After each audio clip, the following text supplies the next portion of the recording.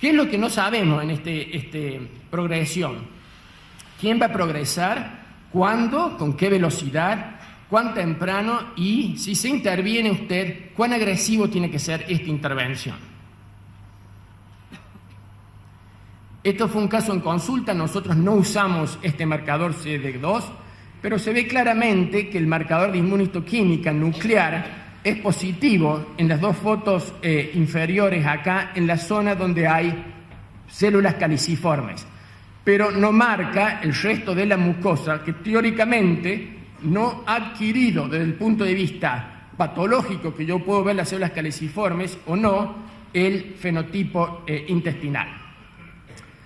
Displasia, lo más importante, se discute, hay heterogeneidad, y sabemos que está asociado con el desarrollo de cáncer, pero que en realidad no representa lo que ustedes tratan de evitar. Tratan de evitar que el enfermo tenga displasia, pero lo que quieren en realidad es que no desarrolle cáncer, porque la displasia se puede tratar, a no ser que sea de alto grado, multifocal y que ustedes no la puedan ver.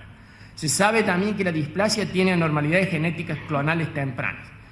Y desde nuestro punto de vista, ustedes saben que este ha sido el problema, que los patólogos han escrito artículos y artículos, es difícil de distinguir de condiciones reactivas y cáncer, y la interpretación puede ser muy subjetiva.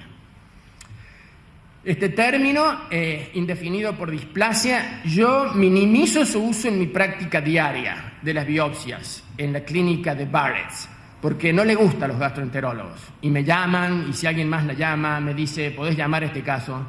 Yo trabajaba en mis años tempranos con un ginecólogo que se volvía loco cuando decía que había tumores de ovario borderline. Y me decía, no hay tantos tumores borderline de ovario, los que son borderline son los patólogos.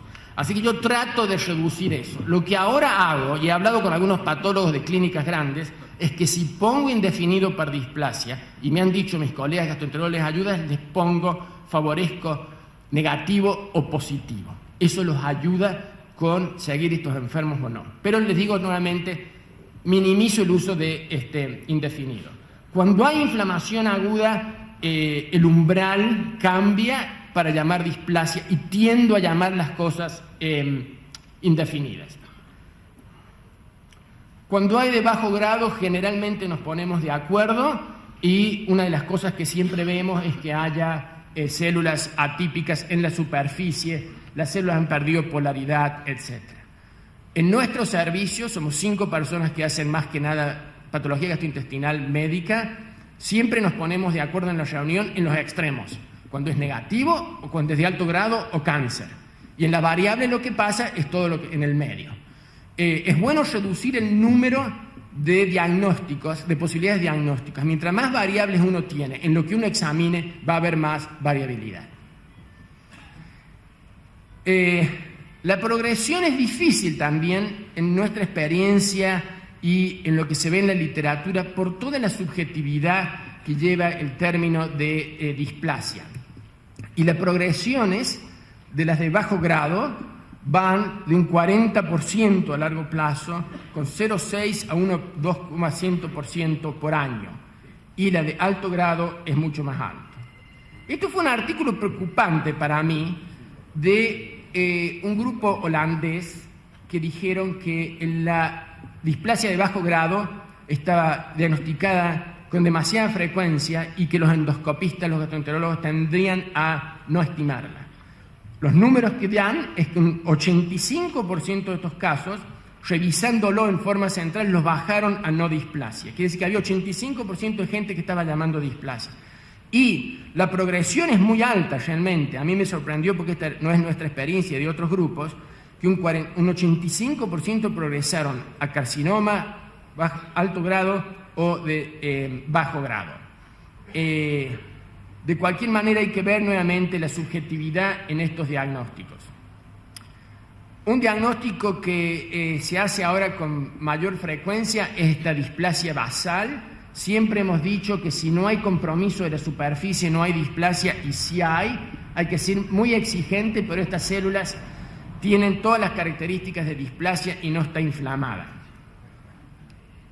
Y la displasia de alto grado, que siempre es muy fácil, porque realmente las células pierden toda polaridad, llegan a la superficie como está ilustrado acá y parece realmente muy atípico.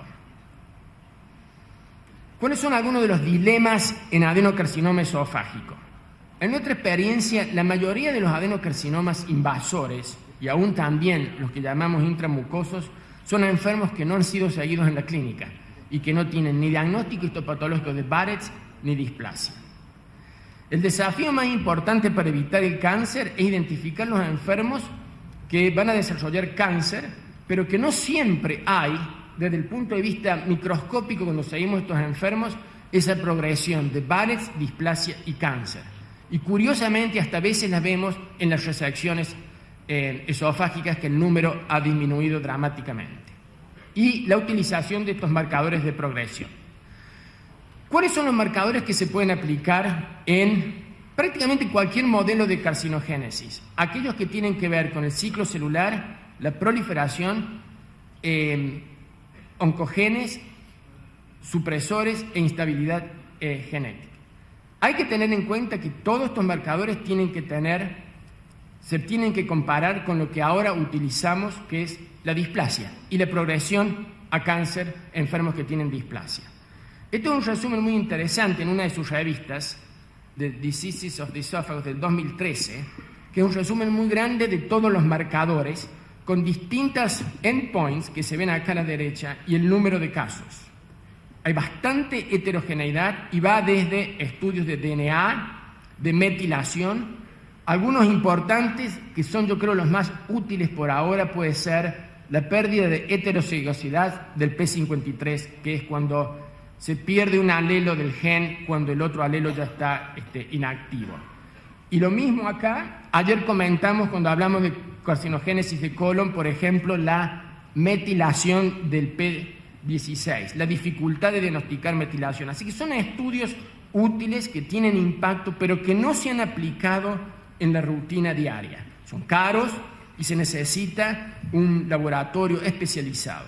Y el otro problema que la gente acá no tiene en cuenta, muchas veces, nosotros estamos, como ustedes deben tener, una presión por el diagnóstico.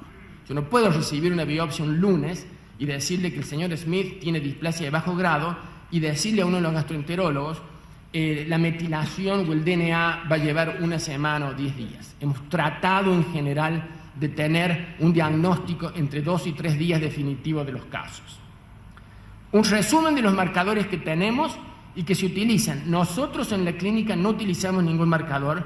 El Johns Hopkins utiliza poco, nada de marcadores, y tenemos un médico de planta que vino de la Cleveland Clinic hace 1 año y medio y utilizan ningún marcador tampoco.